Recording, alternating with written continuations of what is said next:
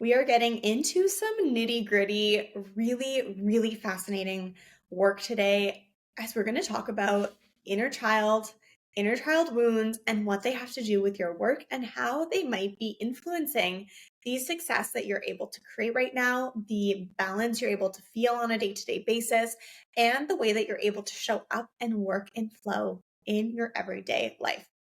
Let's dive in.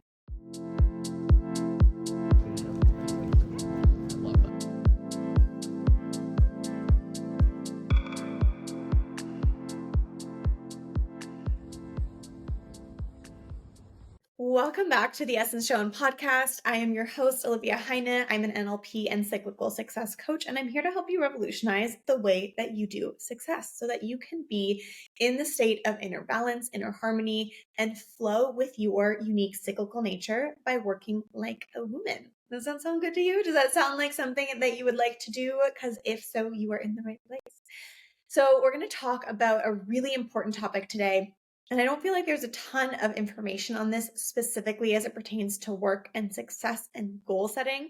So I'm really excited to have a specific episode just focused on your inner child, the inner child wounds, and inner child healing around work and success.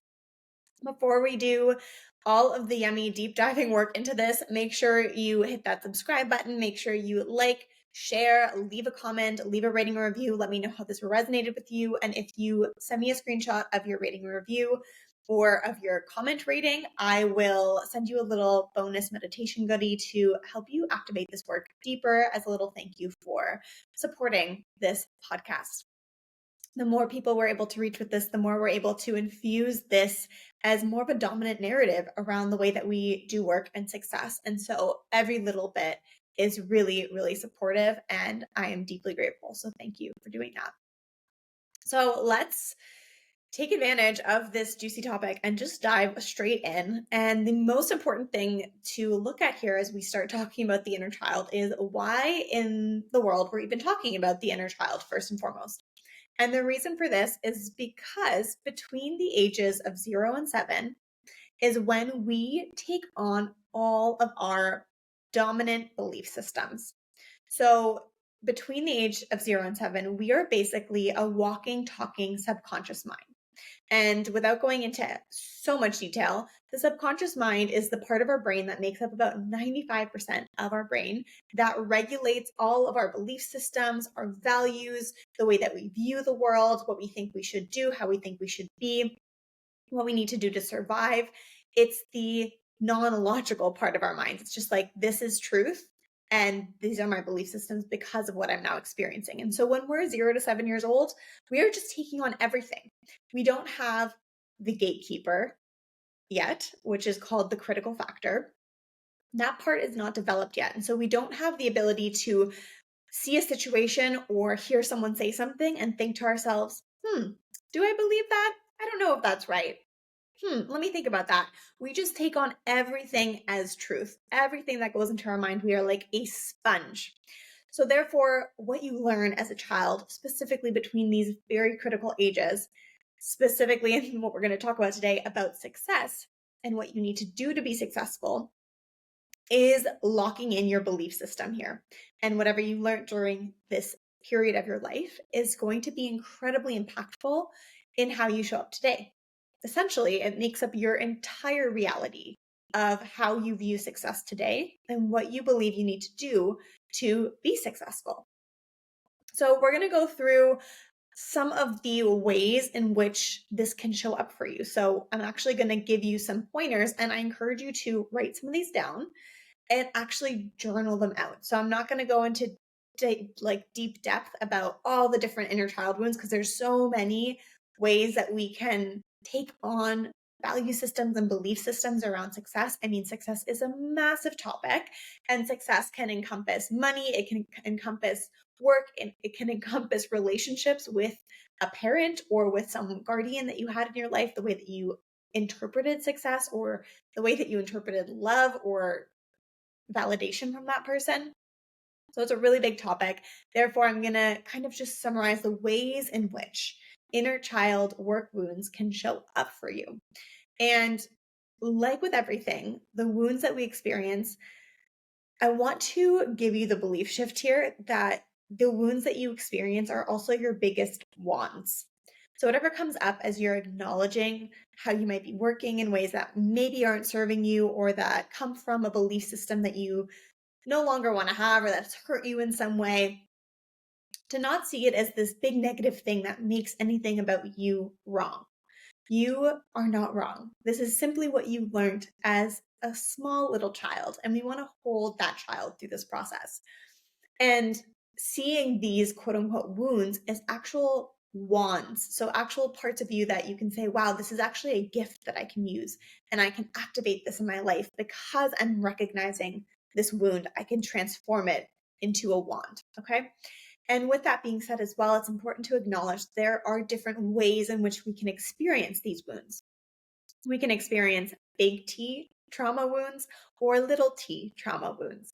And trauma is a largely misunderstood term. And when we talk about trauma, it really is just our internal experience of what's happening in the world around us and how we process that experience. And in a lot of ways, it can be as easy as your mom going to answer the phone when you were a baby, when you were trying to talk to her, get her attention, and you felt left, you felt abandoned. And if those little things happen enough times, and often unintentionally these things happen, but when they happen enough times, we start to create a belief system around that thing and we start to feel a sense of hurt around that thing. So again, we can have big T trauma that is really serious, and those are bigger topics that we want to be looking into and supporting ourselves with, around abuse, sexual assault, physical or emotional assault in the household as well.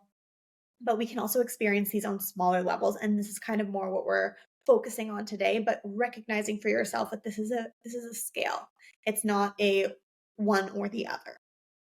So let's go through some of the pointers and for you to really start to reflect on what kind of wounds might be coming up for you. What were your inner child wounds around success and work? So number one is how your family valued success. What were the criteria that you were given around success when you were little? And some examples can be how hard you have to work, what kind of work you should be doing, what kind of classes you should be taking. For example, when you started school, what kind of job or career path you need to have or you should be going down, how much money you have, or also potentially there was some negativity around having too much money. So that's the first one. What was your family's criteria for success? Those are going to inform what inner child wounds you have around work and success. Then what was viewed as productive and how important was productivity? So how was watching TV or playing or having fun with friends, how was that regarded versus doing a bunch of extracurriculars, studying really hard, taking extra credit classes? And again, we can even surpass this past age 7, because whatever you took on before age 7, you're then going to start acting on as you start school and go through that part of your life. So you can start to kind of flesh out the story a little more, especially if you're like, I don't remember what happened before age 7. So give me a break here. So you can go and just look a little bit further as you started school, as you went through high school. What were some of the ways in which you were showing up and what was viewed as productive, or what was maybe also ridiculed if you weren't being productive? Like, I remember feeling like I wasn't allowed to watch TV, even though that was never outright said, but it was like, that's not a productive thing. And so you have to be being productive all the time was a message that I received. Number 3 is how safe did you feel to rest and relax, or in the sense, even have fun? Did you feel like you always needed to be showing that you were productive, or show your parents that you were grateful for them, for their ability to put you through this kind of life, or maybe they sacrificed things for you and so you took on that burden and you felt like you needed to do all the time in order to kind of repay them? Number 4, how worried were you to share things with your parents or your guardians? Were they going to be upset with a bad grade? Were you going to get grounded for doing something that wasn't good enough? Were you fearful or wanting really badly to be good enough? Was that creating a pressure to perform for you? And again, if we're thinking about this before the age of 7, you can think about what things were discussed in your family setting about what you needed to do, or maybe an older sibling was around who was highly regarded for all the things that they were doing. That's all your parents ever talked about. And so there was the feeling of like, I need to be like that when I step into this as well. Or maybe you saw your parents doing just a lot of things all the time, or your guardians, where you're like, okay, this is what I have to do to be successful. This is what's expected of me. And finally, what did your parents do? Quite literally, like, how did they talk about success? How did they talk about work? And this can be anything from how hard they felt they needed to work to how busy they claimed that they always were, which they probably were, but were they glorifying it?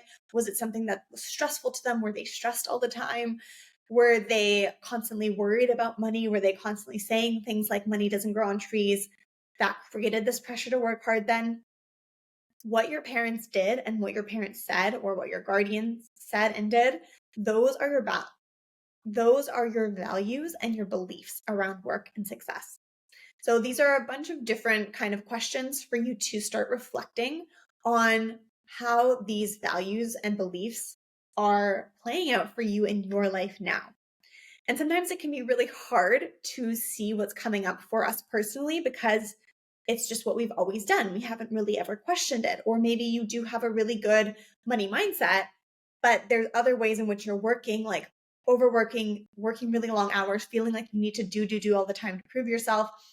And so even though you're like, well, I don't have the money issues that I had growing up, however, there are other patterns that are still playing out. But because we see success happening in the form of money or the career path or the job or the results that you actually want, we're not actually looking at the ways in which these patterns are actually still harming you, right? Because you're still feeling the sense of stress, you're still feeling the sense of pressure, you're still feeling a lack of balance or harmony internally. And important to note here is that many of us also feel these inner child wounds as women, specific ones that relate to us as women, because if you got the message that you needed to work really hard and disregard how you felt. So for example, you're not sick, you can go to school or just push through, or your parents went to work anyways, or whatever it was, then those are the actions that you're going to take now. And it's not going to feel acceptable to follow your cyclical nature, to slow down during your period, to actually take care of your body and your hormones and regulate them, because the external pressure and the internal belief system says, I got to go, go, go, go, go all the time. And that's what success is. So if you are disregarding your cyclical nature now, so you're not living with your cycle, or you are not feeling safe to slow down and rest, or you have a lot of issues around your period. So PMS, PMDD, irregular cycles, you have acne, you are feeling pain during your cycle, or just in general, you're feeling things that can be then linked back to your cycle. But if you are experiencing that, or you are trying really hard to implement working like a woman and working with your cyclical nature, but it's feeling really hard, then it really comes back to the fact that you were told you had to work a certain way, and that bringing your body into the equation, taking care of yourself, resting and nurturing yourself as part of that just isn't acceptable. So that is a kind of secondary piece or part of the puzzle of how the inner child wounds can be showing up for you today, specifically as a woman. So at the end of the day, the inner child doesn't feel safe to rest or to play or to do the things that they want to do, because there's this one definition of what success and work looks like. And this can actually be preventing you from the actual flow and balance and success that feels good, that's holistic, and that's sustainable, not just checking off the benchmark milestone markers that you actually want. Play and rest is part of the creative process of creation and success. And so if you're disconnecting yourself from part of that because you feel like it's bad to rest, or you feel like it's bad to be creative or follow your intuition, or again, live with your cyclical nature, for example, then you're actually blocking yourself off from flow and from taking the path of least resistance to get to the outcome that you want. And not only the outcome again, but actually having the lifestyle of harmony and balance that supports the success that you're creating. Because it sucks to just have the outcome and then still feel internally drained, stressed, overwhelmed, exhausted, etc. And ultimately, like we said at the beginning, like, this is a sweet little child that just wants to feel taken care of. And the more you push through and the more you disregard your body, the less this child feels taken care of. And it just wants the space to do that. And it wants, like I said as well, the space to play and have fun and enjoy life. And that is a huge element of experiencing balance and harmony. If we're only pushing and working hard and suffering through it, then what is the point, right? So the inner child healing is so, so crucial when we talk about success, when we look at success, to look at it through this lens and understand what are your values and belief systems around success and how might those be harming you as opposed to supporting you in the most easeful path to the success and the outcomes that you desire. So I'm going to leave it at that. Let me know in the comments below what resonated with you here. What are your values and belief systems around success that come from your childhood?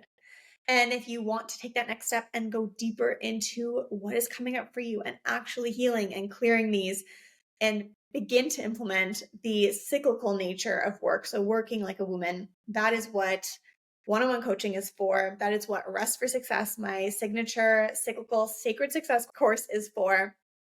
You can explore the links to that in the description below.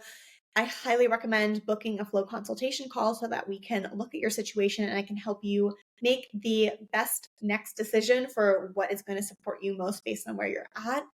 And once more, this is that deep work. This is what we have to be doing in order to create internal balance and harmony in our lives, because otherwise it doesn't matter what you're building or what you're creating. But this is really the power of going into the subconscious mind and healing the patterns around your work and success.